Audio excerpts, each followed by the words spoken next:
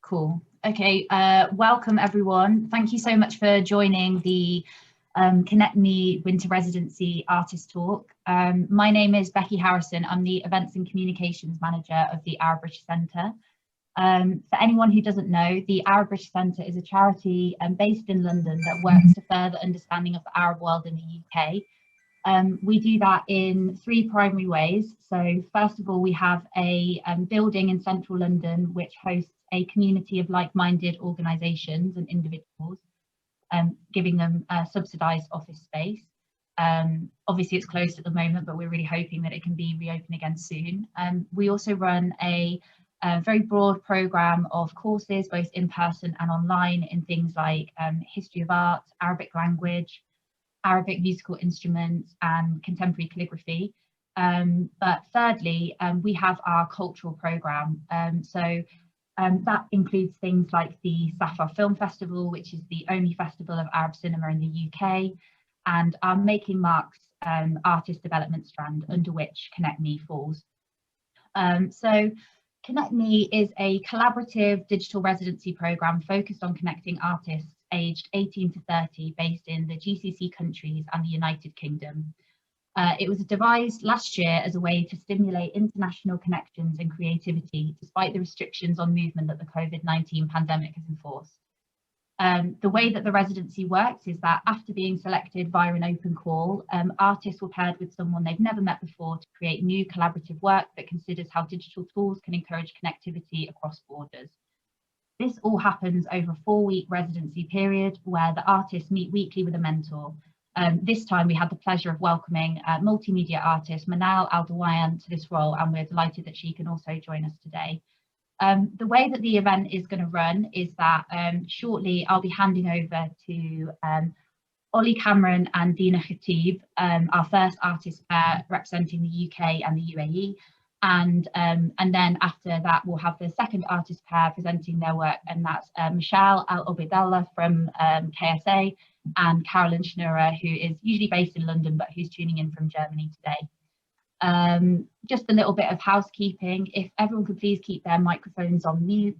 At the end of the session we'll have plenty of time for questions, so please send them into the chat bar as and when they come up in your head.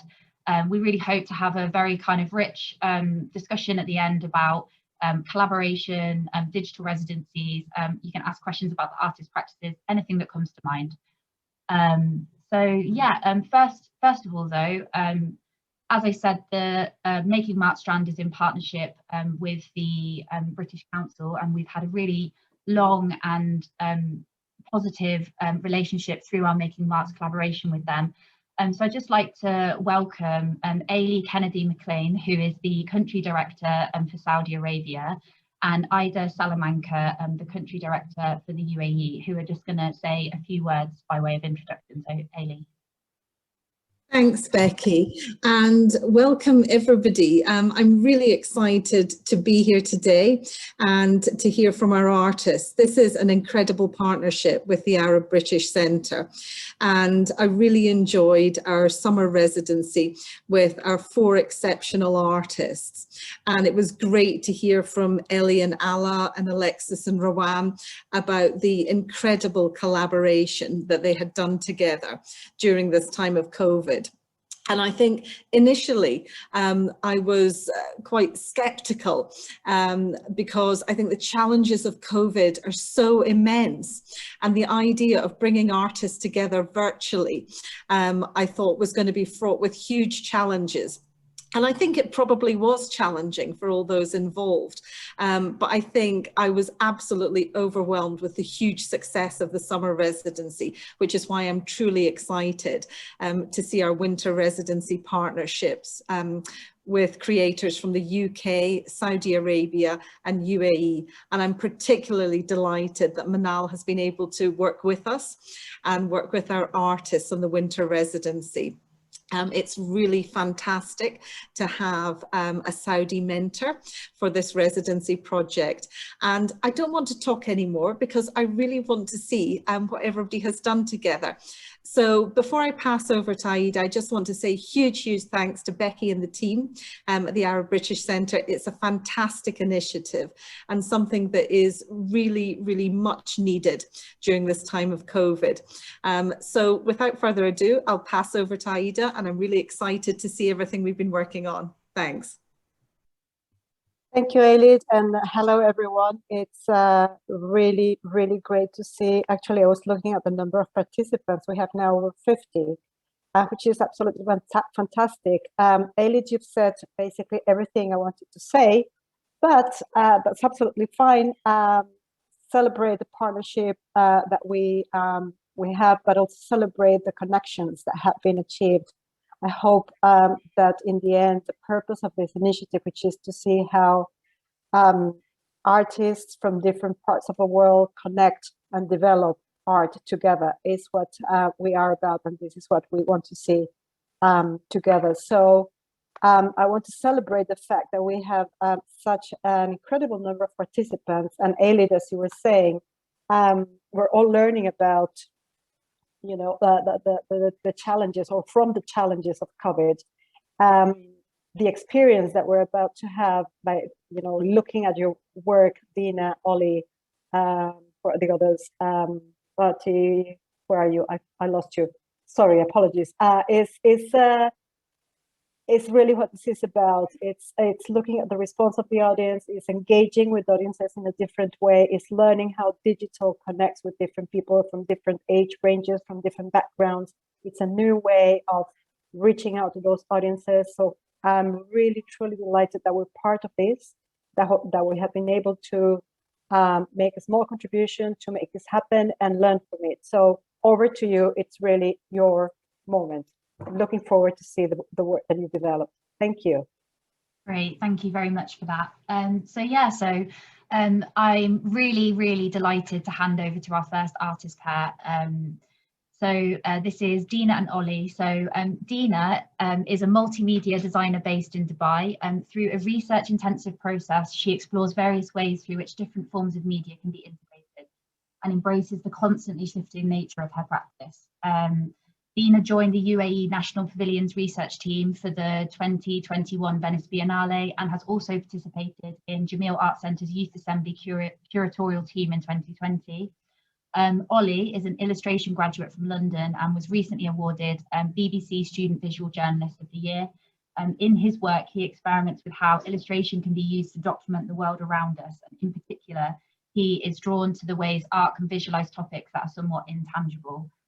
He's currently the designer and storyboarder for Project Dastan, which is an initiative which reunites 1947 partition refugees with their childhood homes and memories using virtual reality. Ollie and Dina, I'll hand over to you to talk about articles of exceptional value. Hi everyone, thank you so much for being here. I'm Dina, obviously. I'm just gonna quickly walk you through how we went about this residency, because as you may know, it was only 4 weeks, so our time was very compressed. So we had to plan everything just so we actually end up with something. So we started out with the research phase, and then when we came to a concept, that was during the second week. So we took about a week and a half, and then we moved on to production. And then we had post-production, which is different from the website and the documentation. So Oliver is gonna take it away with an elevator pitch. Yeah, no pressure with the elevator pitch. Yeah, so my name's Ollie. I'm an illustration graduate. I graduated from Kingston in 2019, and I'll be joining the RCA on the visual communication course in September. So Articles of Exceptional Value was a project which was to try and document the 5,597 kilometer distance between myself and Dina, and try and visualize that gap, and instead of treating it as a void, try and use the distance as a new creative space for kind of connection and exchange. So we created a series of drawing devices which we sent to each other in the post, from the UK to Dubai and Dubai to the UK, as a means of mapping that distance. So if you haven't had an opportunity to have a look at the website, it's articlesofexceptionalvalue.com. So definitely do have a look. www. www. Yeah. So in the nature of how me and Ollie did our Zoom calls, this is going to be a back and forth between him because we kept interrupting each other. So we're going to stay true to that. So starting off, obviously we started with research and we started to look into distance and different modes of communication. So we were looking into analog processes and digital processes, and we came to the conclusion that we wanted to find a way to preserve a physical journey through a digital space.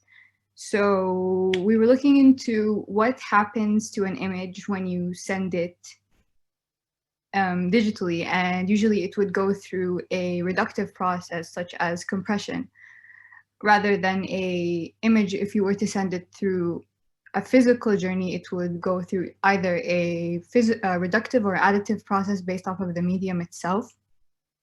So me and Ollie are super interested in research and collecting data. So we started looking into different forms of mapping. So mapping, cartography, which is the art of making maps, digital cartography, topography, and then that led us to look, and that led us to look into psychogeography, which is a less linear way of looking at a map, and it relies more on behavior to define a geographical area. So we thought that was also an interesting route. Okay, take it away. Yeah, so I think from that initial research, we kind of reached two key threads. The first thread was the idea of how an object can gain value when it's being put through a process. And the second one was this idea of mapping and mapping the distance. So some of the people that we looked at was the writing of Walter Benjamin, who talks about the aura of an object. And I think what he's talking about there is just how an object can gain imbued meaning and kind of sentimental value, where you can kind of, an object can gain it when it's put through a kind of process of time. There's a kind of authenticity with old objects and a kind of a story behind them.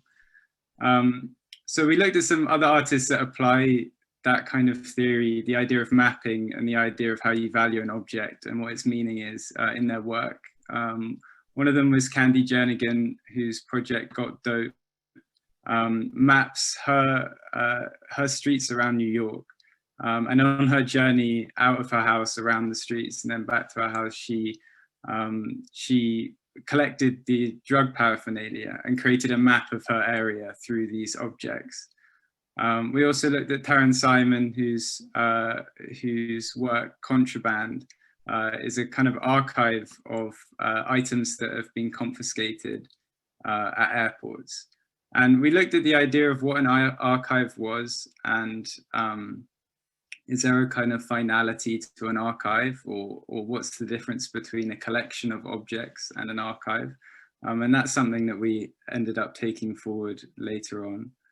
We also looked at Walid Beshti, who creates art in transit, and that's something that we really wanted to investigate, was how we could create artwork, not necessarily in the UK and not necessarily in Dubai, but somewhere in between. So based off all of this research, we decided that the Postal Service would be the best way to do this, because it incorporated the idea of value. I'm sure everyone can relate to the feeling of receiving a parcel and that kind of initial excitement. And then also the idea of mapping and distance. Yeah, so moving on, we started to look, so we knew that we wanted to work with the Post. So we moved on to our production phase, and it started to become, how are we gonna visualize these journeys? So we wanted to experiment with as much materials as possible, but with COVID, we needed to use things around the house, so things that were more accessible to us. So we experimented with different boxes. So for example, we had cardboard boxes, we had foam boxes, and we also wanted to have the most successful experiments be shipped to both of us. So for example, if the Sharpies we thought was pretty successful. So I shipped one to Ollie and Ollie shipped one back to me. And our Lord and Savior, carbon paper, we relied on that a lot throughout this process because carbon paper, as you may know, is like receipt paper, so it's used to transfer. And we use that for the majority of the lining of the boxes, but we also weren't limited to that, so we explored normal paper as well. And we wanted to think about the box as an exterior as well. So what happens to the dents, the labeling, the stickers that it's going to pick up, so that it's not just what is encompassed inside the box, but also the entire box itself. So these are some of the experiments that we made. We used charcoal, Sharpies, carbon paper. Because we were limited by kind of, or at least here in the UK under quite a severe lockdown, we're pretty much limited to objects which we could just find around the house. So it kind of felt every time we were sending a parcel, we were kind of sending a little bit of our immediate surroundings to each other, which I think meant that the parcels were quite intimate and they had a story and meaning to them. Yeah, and it's also very interesting because when we were sending out these boxes, we didn't necessarily feel a sense of ownership to these boxes, because the moment that it would arrive to the other person, they would have to unbox it and then they would have to deal with it. So the editing and the documentation belonged to them.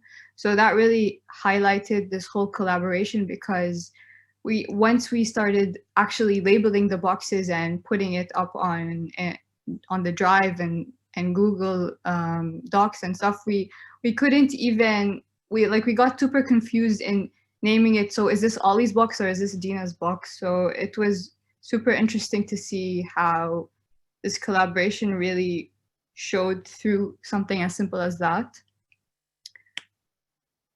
Yeah.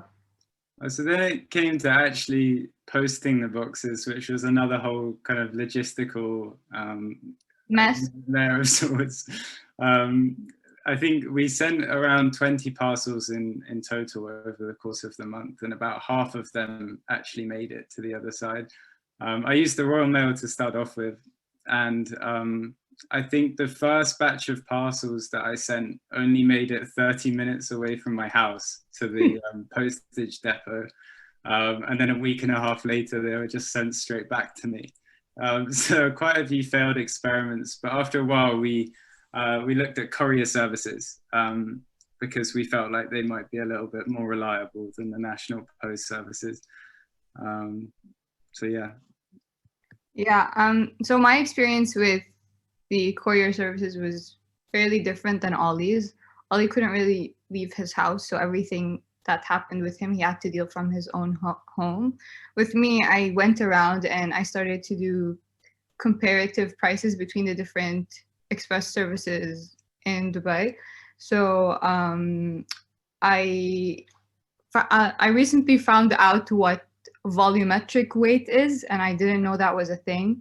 I thought I was sending empty boxes, so I wasn't going to pay that much. But then they equate volume to price if it doesn't weigh anything. So then I had to basically sell a kidney to ship these empty boxes. And it was funny because even when I was at the courier, I was at Aramex and they had this deal.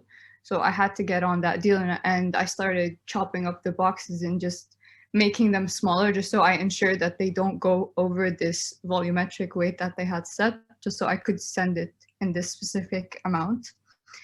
And it was very interesting because when we were both sending out these parcels, they would ask us to set a value to the box that we're sending. So then that opened up this entire discussion of how can we set a monetary value to these artworks. So who are we to set a value to such a objective process that's something totally subjective? So that was also interesting for us to look into. And then the other thing that we had to deal with, which became quite central to everything at the end, was the prohibited items list. I mean, even early on when I was sending parcels, when they got to the UK customs, I'd be getting weird calls from the customs people being like, why have you sent such a large box and why have you only priced it at like £1? And then I had to be really shady, being like, oh, it's an art project. And they're like, well, what do you mean? So it started with these funny phone calls, but the more we looked at the prohibited items list, the more that we found related to the project and some of our earlier research. We found that they prohibited articles of exceptional value, which we chose for the name of the project because I think it relates back to what we were talking earlier about Walter Benjamin and how an object can gain value during its journey. So the object that we sent was very, very different to when it arrived, and it was the idea of the object gaining value throughout its journey. And the other thing that we found was after sending the artworks, you take a step away from them and you lose an element of control. And I guess as a way of reclaiming the ownership once they arrive, we went through the process of naming each of the maps. And so based off the long lists of prohibited items, which were either really weirdly specific or strangely vague, we named each of the maps after a different item on those lists. And we felt like I think like other maps, they give a glimpse of a journey or they give an idea of a journey, but they don't really capture, they can't fully capture what it's like in that particular place or what has happened. And we found that it was the same with the boxes.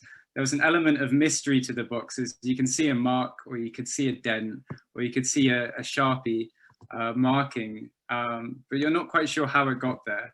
And I think naming each of the boxes after a different item on the list, often there being a disassociation between the name, like slush syrup, I think was the name of one of them, or like radios or parts thereof. I think it was a way of adding mystery back into those, back to those objects, and adding a narrative back to them as well. Yeah. So like the same suspenseful feeling we got when we opened these boxes, we tried to recreate through the naming of them and the navigation of it on the actual website. So now I'm going to walk you through the website. This is Ollie's dog, Meadow, and I think it's really important that she makes an appearance.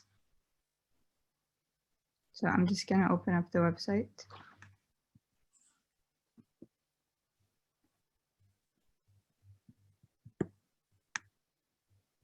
If you haven't had a chance to have a look through the website, definitely do, because we're very keen for it to be a kind of investigation of these journeys. So it's quite fun to find out the stories behind some of these yourself as well. Yeah, so this is our website, and going through the works, we have them laid out as if it were an actual prohibited items list that you would find on one of the couriers or express shipping's websites. And obviously throughout we sort of wanted to have the navigation be composed of 3 pillars. So you have the actual outcome, which we like to refer to as maps. And then you have the instrument creating the marks. And then you have the actual box, which we like to think of as the actual canvas.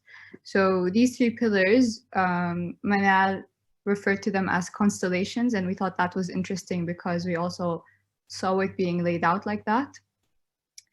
And yeah, so Ollie's gonna Now I think also referred to the objects as being witchy, and I think that also kind of came back to when we were naming them, these kind of mysterious names, there was a kind of strange ritual behind making them. And then just not really knowing how these strange devices were going to turn out. I think when it came to presenting the objects on the website, we were keen to almost treat them like separate exhibition spaces. There was a spatial quality to the boxes that I don't think we were fully able to explore in the time frame. Myself and Dina both discussed how we might be able to turn these boxes into virtual 3D spaces that people might be able to enter and navigate online, which I think would be an interesting way to develop the project.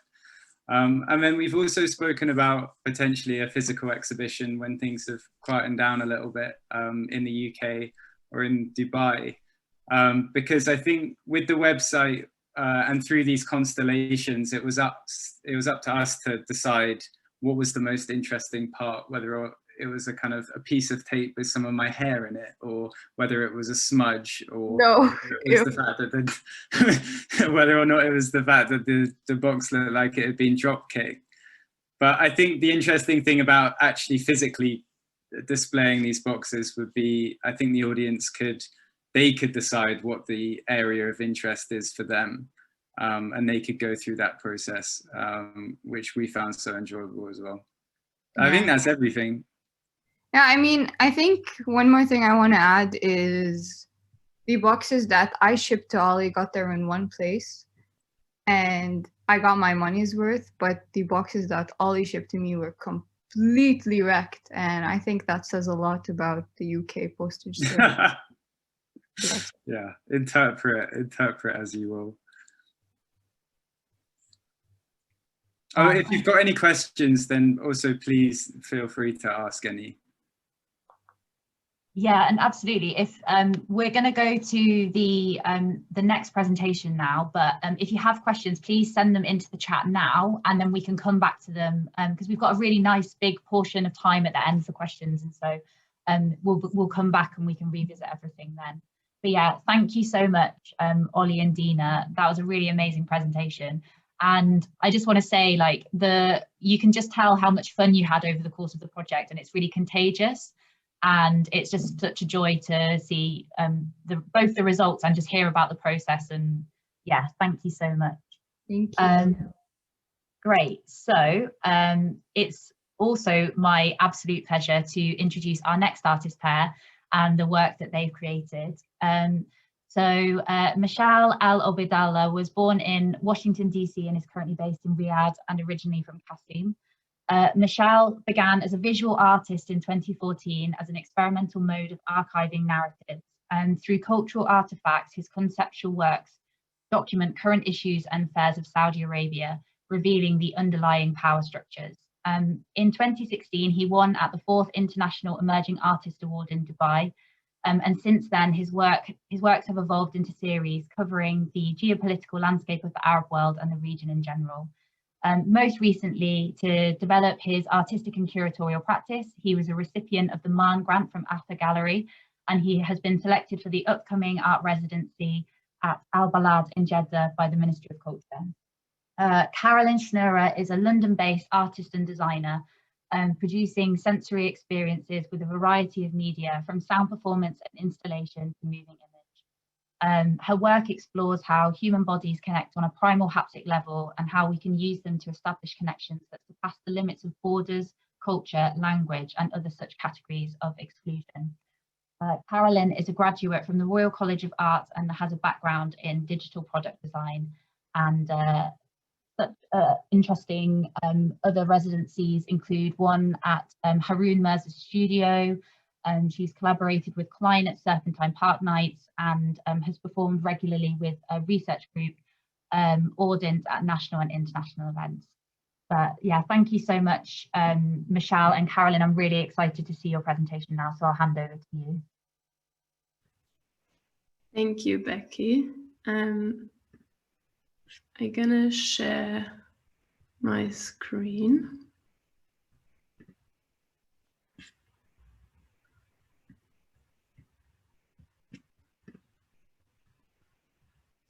Does that work okay?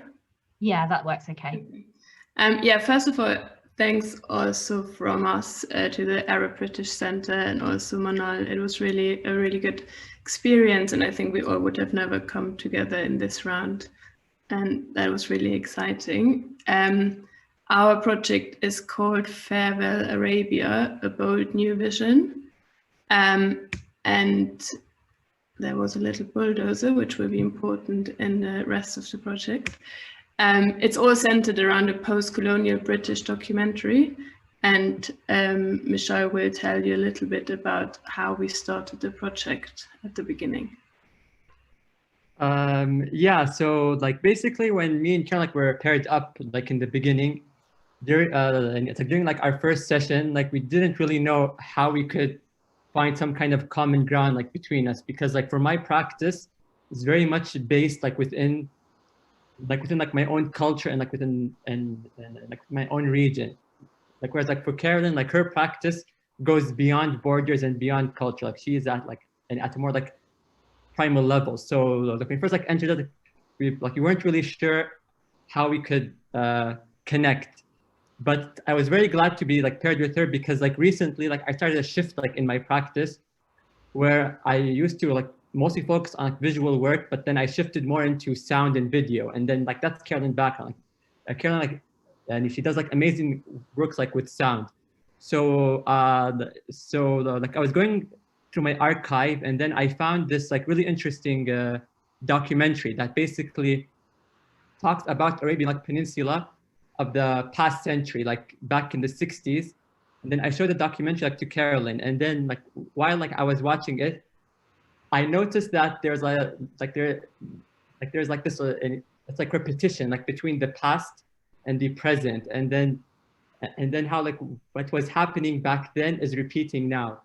And then also like it's one of the interesting aspects like of the documentary is that like the way that the British narrator is like describing like Arabia, like you still like hear that language like happening now. So like it's done like through like this lens of Orientalism. So like for example, like the region like is it's like described as timeless and as mysterious, and then like when you look at the new videos like the talk about the new projects happening here, like the same language like is used, like it's like which we'll see like in a while.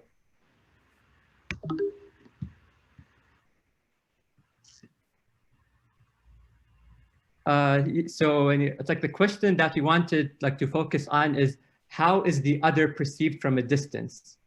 And then like I think that was something that me and Karen like were and it's like we're kind of like struggling doing, because like we're separated, and then like we're from different cultures, and like we're trying to understand like each other through telling each other stories, like through and it's like describing our normal everyday, like talking about our like memories and our it's like rituals.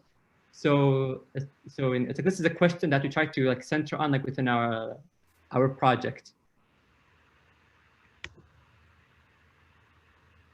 So like basically it's like the project has 3 like main themes. So you have the theme of perspective, and then you have the theme of progress, and then you have the theme of like repetition. So like within like the narrative itself, so it's like for example like the Carolyn, could you go back to this? Yeah, here. Yeah. Yeah, so it's like for example here, and it's like for the perspective, you could see it's like the black and white is the old British documentary, and then like you could see like the narrator is like describing like Arabia as like this mysterious land, and then like on the left like you see like this new video which was like released last year, and then it also like describes like Arabia as mysterious and as timeless, and then like you get this sense of like it's like perspective, how it's like how the region is viewed from abroad, but also like from within the region like itself, how like different regions like within the peninsula view like each other. Like for example, I'm from the capital like of Riyadh, and then how I would view people that are not from the capital. Like you have like this urban versus rural, because like within the documentary, the whole it's like the whole narrative like it just talks about the old Arabia, and then how the money came in and the oil, and then like that led to rapid urbanization, and then like this is what we're trying to talk. It's like within the work farewell like Arabia, like a bold new vision. So it's like we're kind of seeing of like this like repetition of history, and it's like recycling. So we took like these different objects, and then like we reappropriated them, and then like we changed them, and then yeah, and then like then like that goes into like progress and development. So so also, and it's like you get like the same thing here, like you have like the old black and white documentary and then like the new one, and then like throughout the documentary, like you have like these very like interesting sound bites. Like for example, like there was like this one sound bite like that I liked, is that they are it's like they are pounding the desert into new shapes, and then it's like you get this idea like of progress, is that like how is this like progress happening? So it's like there's also like this other like sentence like within the clip like that says, welcome to the international like businessmen. So you always get this mentality of you always have to invite the West to come and progress and develop. It's like a new state or a new nation. And then after it, for like the third pillar is it's like repetition. So Carolyn like really liked this scene like from the documentary, like where you have the girls like they keep on waving like their hair and like shaking their heads like in it's like a repetitive manner. And then this is like translated into like the story like itself. So it's like the final product like of the work like is a story. And then like whoever actually like experienced like the work like already is that the story keeps on like repeating. So it's like the narrative like presented in the work Farewell Arabia, A Bold New Vision is like is presented as a cycle. Like the very last sentence of the story transitions smoothly into the very first sentence like of the story. So it's like you get this loop. Like it's not a story that has a beginning and an end. It is more like presented as a circular motion.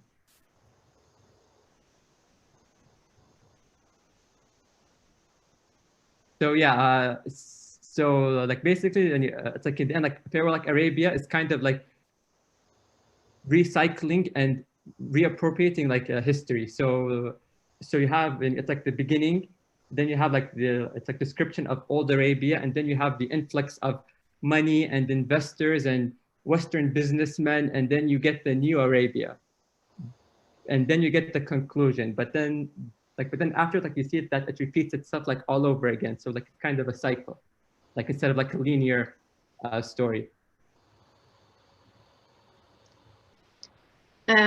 Yeah, so this was basically the first bit we were really thinking about, and it took us a really long time. We looked at this documentary from like every little angle, and a big thank you also to Manal at this point, who told us to like focus and like read about philosophy every week again, which really helped.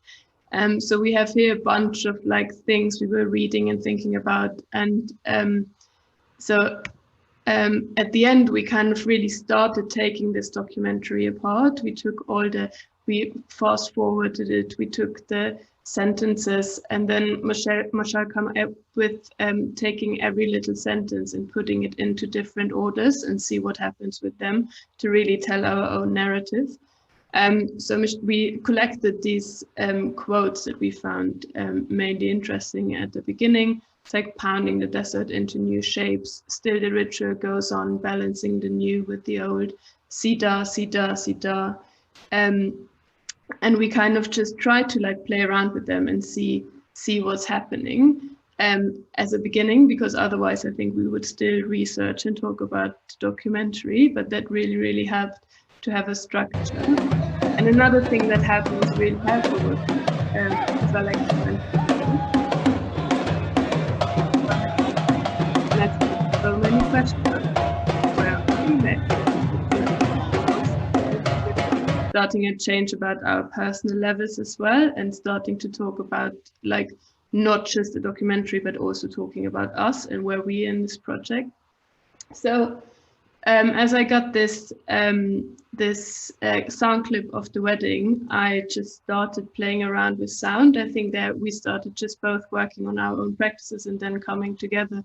So I kind of just used all the some sounds from the documentary and some sounds from the clips that Meshal sent me. And then I kind of was always talking to Meshal about all these concepts like time was a really important thing for us, because in this documentary, everyone talks about that in Arabia they have so much time and they drink tea, and it's always this like being efficient and being fast is always like on the better side, and it's always what we want to like the person in the documentary always talks, oh, they have so much time, but now we come and we make it all faster, basically. So we try to play around with this idea of time, and we played around with like different rhythms. And then, so I guess now we kind of can show you a few bits from the website. Our final work uses, we rephrased it here, it's Farewell Arabia, Bold New Vision is a digital experience that reinforces today's repetition of dominant narratives from the distant past, the oblivious looping of past and future history. And you can find this work at farewellarabia.com, sorry, www.farewellarabia.com. And so what was really important for us, or what we kind of wanted as a goal, we wanted the website to be the artwork. We kind of wanted to see what we can do, which is not like putting a video on the website, but really working with the code. Which I think was really interesting, because even at the end there's a deadline, but then there's not like, obviously there's a deadline, but it's not like going into a gallery and putting something up. It's like, yeah, but we can still like change something every day, and maybe someone wouldn't even realize. And I think it's a really interesting aspect of like digital artworks, that they are obviously kind of ever changing. And the other interesting thing that's also more like a mistake is that I would recommend to watch it in Firefox, because it actually works the best way, but still everyone kind of gets a different version. Some people can't use it on mobile, for some people it works fine. So there's somehow kind of not really ownership or like a final version of this work, because it's digital, and there are kind of a lot of things that can happen, but also kind of a lot of chances that you still can change something. Exactly. So I'm just gonna show some bits of what we've created at the end now. We kind of use this text.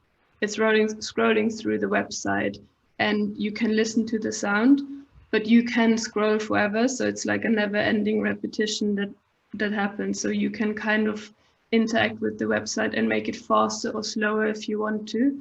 And it's kind of a never-ending loop. So I just show some example that you know what I'm talking about. These girls will swim their hair.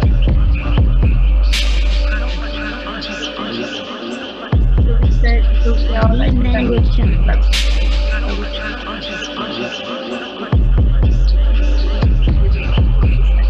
Hour after hour.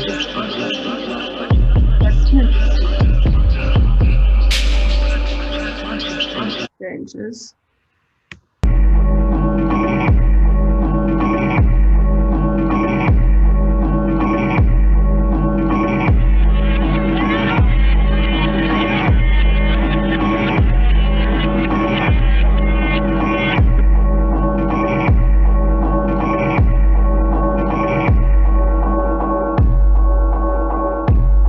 Every penny is another nail in the coffin of the old Arabia.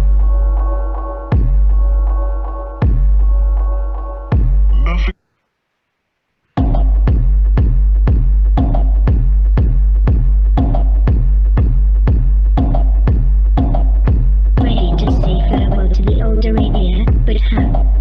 It's time for a revolution. Welcome to the international businessman. Welcome to the salesman, to the expert, to science and high finance. Maybe welcome to the Kingman too. Men who descend from the airplanes are drafting a new world. Yeah, so I don't know, Meshal, maybe you want us to add something to the work.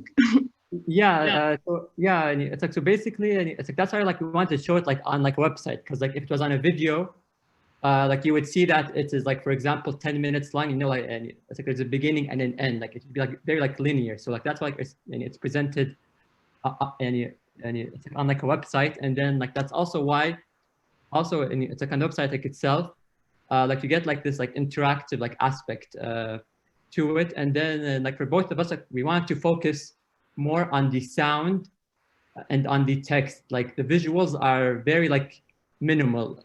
So we only have like, for example, only 3 like or 4 images that like represent like the different pillars. So it's like we have the eye, which like represents like the perspective and the vision. And then it's like we have like the bulldozer, and like the bulldozer like it like represents like all of the new like development and all the new projects and the progress like that's happening.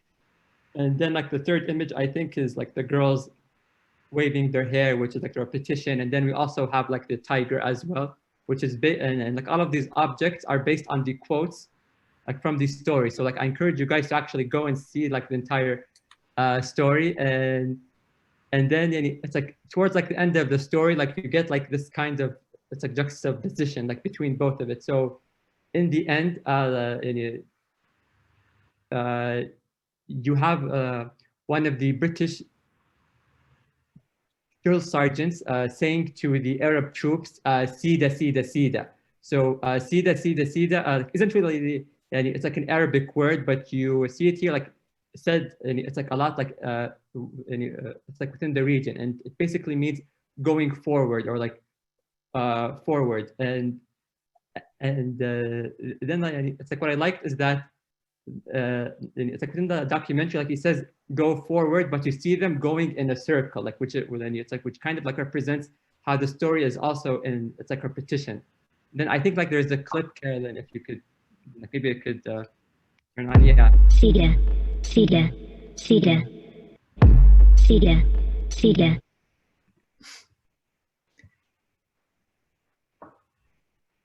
Yeah, so it's like that's about it. And then if you guys like have any questions, you're more than glad to answer. Yeah, thank you so much, Carolyn, Meshal. That was fantastic. And yeah, what you said at the beginning about the fact that you kind of, it took you maybe a little while longer to like work out why you guys have been paired together. And it's interesting because in the previous summer residency, we had with the 2 pairs, Ellie and Ala and Rowan and Alexis, we had exactly the same situation where I guess as the lucky people who get to pick the pairings, for us, it's really interesting to see how people work together. And we were really excited to see how you and Carolyn would kind of work out how to do that together, because we knew you'd both written in your applications that you were really interested in collaborating and learning new skills based on a pair that you were kind of connected with, particularly like to do with like digital or visual. And so I don't want to take any of the credit, but I'm very happy that we put you guys together, because what you put up with is amazing. But yeah, before opening up the questions to everybody, please send them into the chat as you have them, because as I said, we've got lots of time, so we can really ask all of them and have some nice discussion. But first, I just wanted to bring Manal into the conversation for a few moments. Both pairs have kind of already said how instrumental your just having you as a sounding board was during the residency. So I just wondered whether there was anything that you kind of wanted to say about the works that have been created, or your own experience, or any questions that you have now that the artists have released the works. If you still. Thanks, Becky and Amani. I was, when you both contacted me originally, I had tried to get out of it because I didn't know what it meant to mentor like virtually, and then to mentor a set of artists on digital works, which is not really my practice.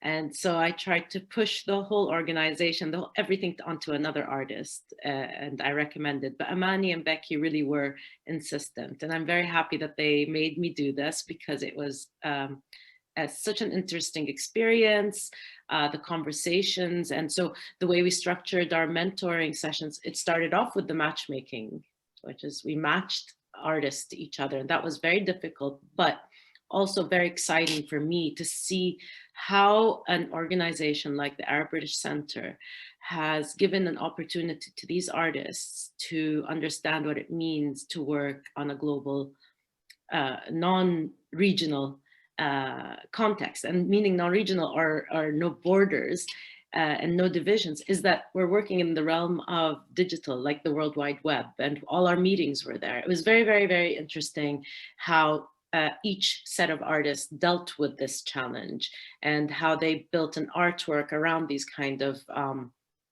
this kind of setting. Also, I see a lot of questions about where will this artwork be shown after this residency, but I find these artworks were made for the digital realm.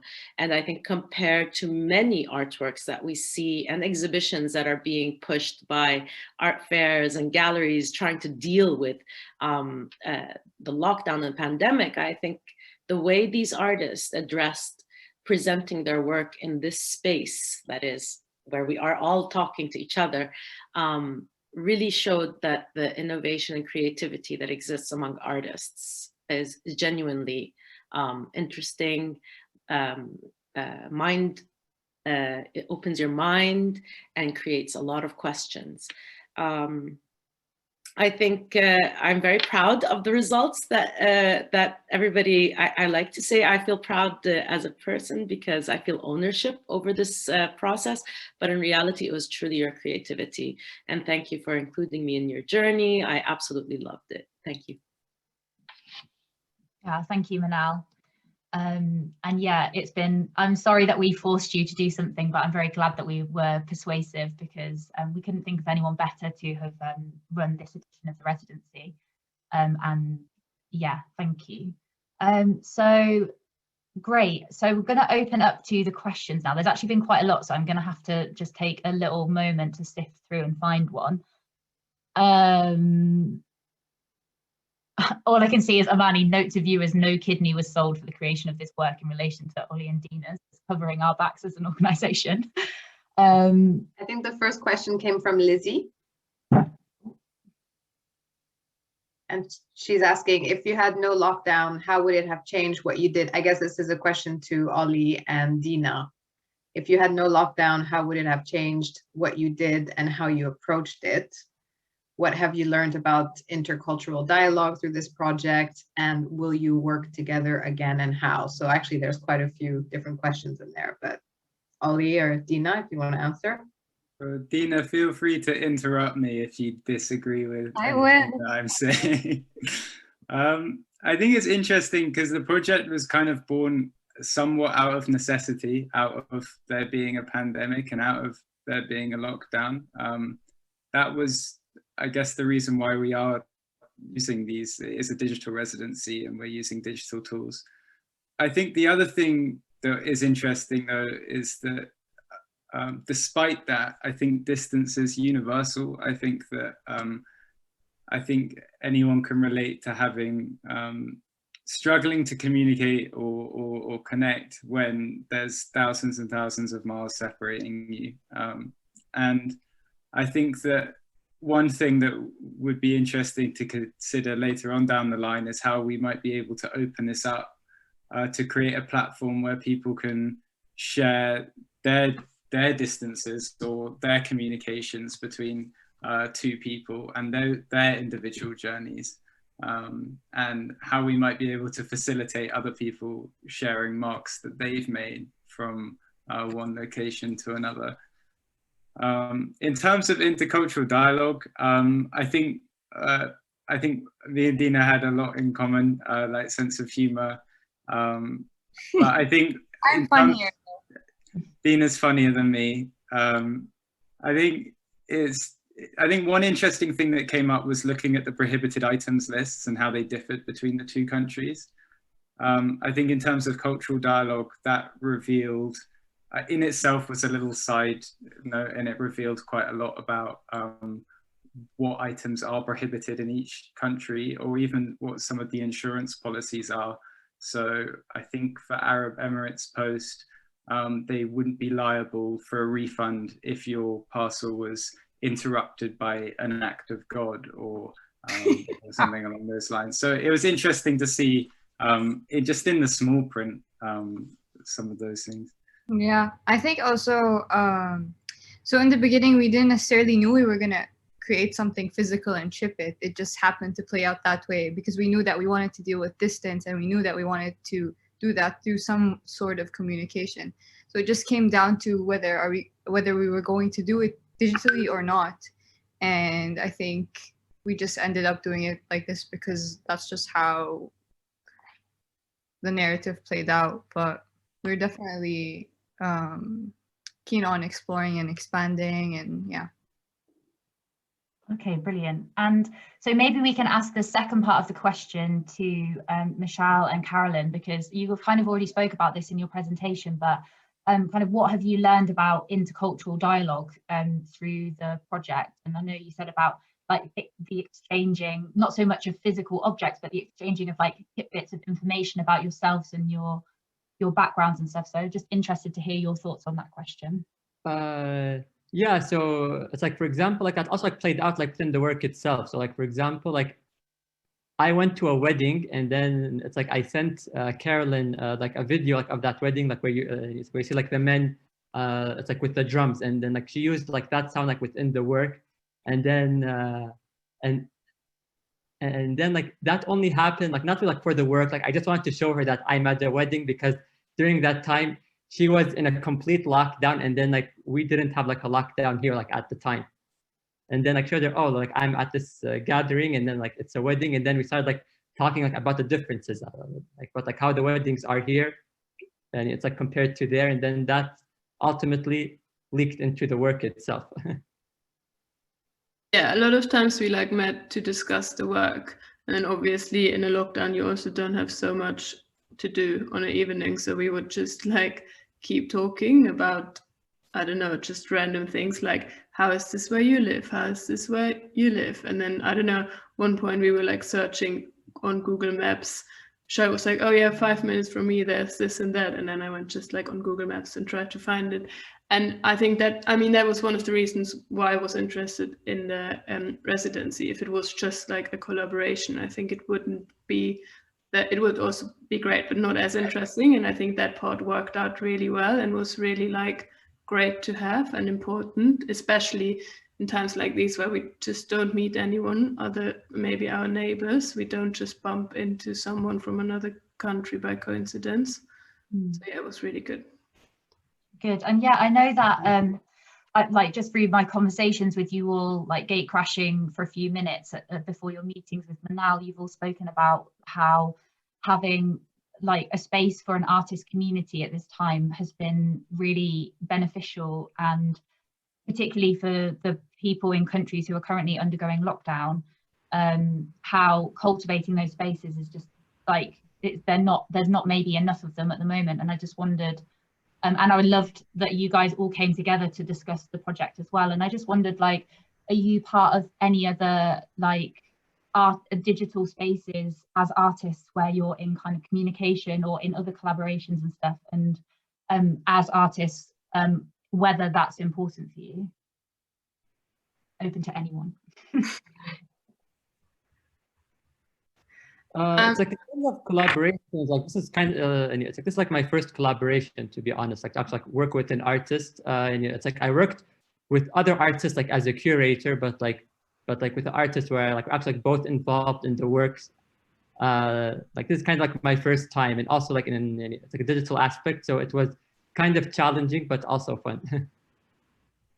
I think while there are lots of digital residencies, or there's an increase in digital residencies happening, I think the amazing thing about the Arab British Centre and the way that they structured theirs was the pairing system, and that within 4 weeks, kind of discovering why you've been paired together as an artist was just such an interesting process.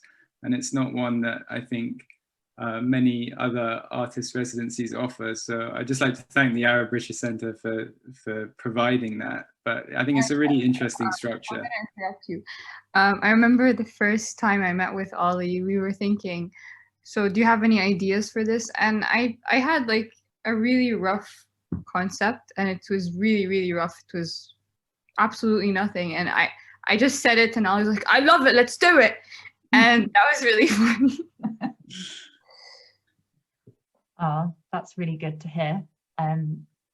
And I think for us, the pairing thing is the most exciting thing, because it can be a worry, because we're sometimes like, oh my God, what if they hate each other? Or like, what if it goes really badly? But the thing that like came through with the other Connect ME artists, and which came through in the artist talk there, is for us, it's just really great to see like the friendships that have developed between you guys, and like the resulting artworks is like amazing also. But for us, that like being kind of privy to that collaboration and that connection is what makes us really excited, basically. Cool. So Alia asked a question for Ollie and Dina. How did you guys decide to allocate each project to its name? Did you go off a more technical decision project, or was it just the overall vibe of the final project? It was more of a discussion. So we had already narrowed down a set of names that we enjoyed, and we sat down and we just started to discuss each journey and how we felt like it would be significant enough to be represented by this name. But we knew that we weren't necessarily we didn't marry the name to each journey, because we wanted it to be very loose, in a sense where there was a disconnect, because we enjoyed the disconnect ourselves from being super surprised to find out what was in the box. So we wanted to recreate that through the actual naming systems. But overall, it was more of, okay, this is what we have. These are the names that we have. Let's discuss. And then it just became us sort of playing it out as a narrative, and then finding formal relationships, or relationships that make sense to us. And that's just how we went about it. And I think just following on from what Dina said, that disconnect, I think we wanted to open up the discussion in a way that meant that people would be encouraged to come up with their own narratives behind the boxes, and try and create a link, or create a story themselves. So even though me and Dina had our own discussions about why each box was named, I think that we're trying to encourage that same discussion when you look at the pieces themselves. But when you say, was it just the overall vibe of the final product? I think, yeah, it kind of was. There was the charcoal box, which almost looks like a portal. I think we ended up being called item causing, or deliberately causing, disruption and turmoil. And to us, it just seemed like such a interesting, like dark image. So yeah, sometimes it was just the vibe. Okay, thank you. So another question that we've had come through to both pairs. Is this your first digital residency, and how have you collaborated with other artists before? And I know I wanted to particularly ask that second question to Carolyn, because I know that your work kind of prior to this, and your wider work, relies a lot on being tactile and engaging other people in the work. So yeah, I'd be interested to hear about your experience of this kind of collaboration, and how it was removed from that kind of tactility. Yeah, so it's true. My work before that was like, my artistic work was all like tactile and physical. So I did have a really like bad phase during the first lockdown, where I was just like, okay, this is it, this is over.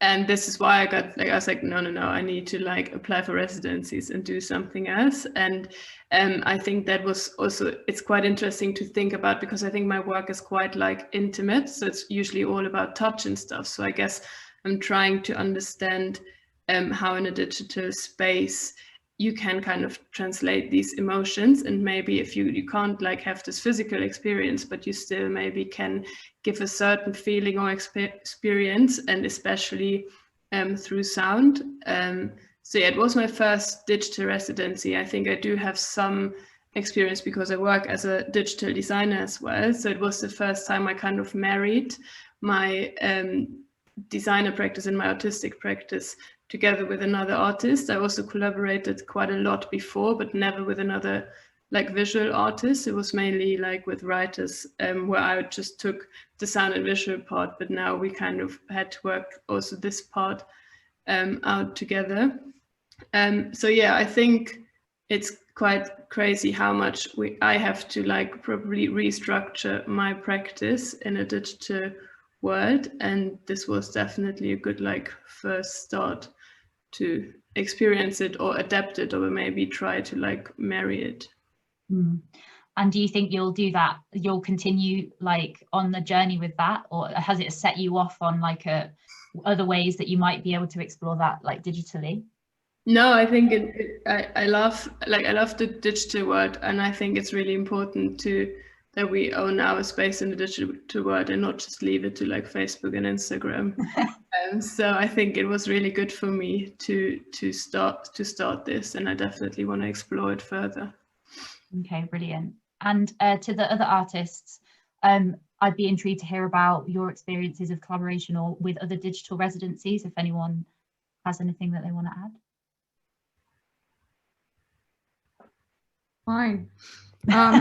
Go on, Dina.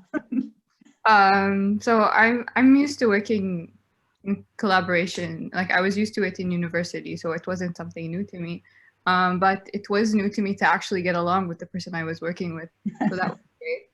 This entire digital residency, I applied on a whim. I was probably the last application that you received. I remember like it was just, okay, let's do this. And then I just did it in like a span of an hour. And I was lucky enough to get it, and I'm very grateful for it. But it really opened my eyes on how important digital residencies are. And I remember our first meeting with Manal, she told us that digital residencies are super important and that she did invest a lot of her time in them. And I think I would love to take that up in the future as well. So yeah. Okay, great. Anyone else before I move on to the next question? Or like I could just add that I did half my residency with which is called like it's like Al-Balad for the Ministry like of Culture, and it's like here in Saudi Arabia, and then half of it was like digital. So like actually like finished like half of that, and then the next half is hopefully going to be this year in like a physical setting once the lockdown is over. Yeah, I imagine that a lot of as things kind of change, or I don't know, the world becomes a bit more unlocked or whatever, there'll be more of that kind of blended approach. And I'm really intrigued to hear about the kind of successes and challenges of being able to do both of them. Let me just take another look at our questions. So we had a question for the British Council from Nadia. This project was a rapid response experiment to the COVID pandemic. Have you learned anything from this project or others that you are running? And has it changed the way that you are thinking about cultural relations work for the future? So I guess that's to Ailid or Ida. Hi, thanks. I think that's a great question. I think probably we were quite worried at the beginning of COVID because all the great plans we had for the year ahead, we had to put on the shelf. But I think this has shown what is possible in a virtual and digital space, and also, frankly, the resilience of people. And I think the determination to continue doing things and continuing developing your art during a time of COVID. It doesn't stop because you can't leave the house, although, as we've heard, some bits of it do stop, Ollie, I think, because you can't leave the house. But I think this is a great example of virtual engagement, and I don't think it needs to be an either or. Thanks. Great, thank you. Let me see what other. I might just add to that I think from sorry to interrupt you, Becky, but I think from the Arab British Centre perspective as well, I think we've learned so much from not just putting a program like Connect Me together, but also from learning how to, work in a completely new sort of setting. And I think from, moving forward, I see our work very much being a blended approach as well. And having the opportunity to work with artists in completely different regions. I mean, 5,000 kilometers apart from each other is such a wonderful opportunity that it's definitely I hope at least, so something that we'll continue doing in the future. And of course, you know, we'd love to have conversations with the British Council and see how we can continue this program in the long run. But I think we've definitely, it was a great learning curve for us. And I just look forward to seeing how, you know, the cultural space evolves in the next year or so. Yeah, absolutely. So we had a question. Oh, sorry, Sorry, Becky. It's just to add to what Ailid and Amani just said. I think in terms of lessons learned and what we're going to do differently is paying attention to the lessons learned, because we're learning a lot. This is learning as we're evolving, as we're working. We're learning a lot. I mean, Ollie, Dina, Meshal, and Carolyn, you experienced that. Manal, you yourself.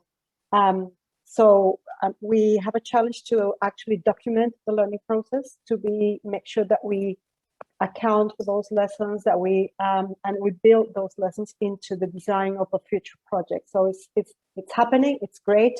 It's great to see how creativity responds, and we are very quick and resilient to adapt to the new challenges. Okay, how do we turn that into a more systematic approach so that we can then build those lessons into the new projects that we're developing? That's a challenge that we have, Amani.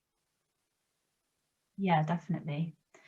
Thank you. So we're kind of coming towards the end of our time. So if anyone has any burning questions that they definitely want me to ask, please do send them into the chat.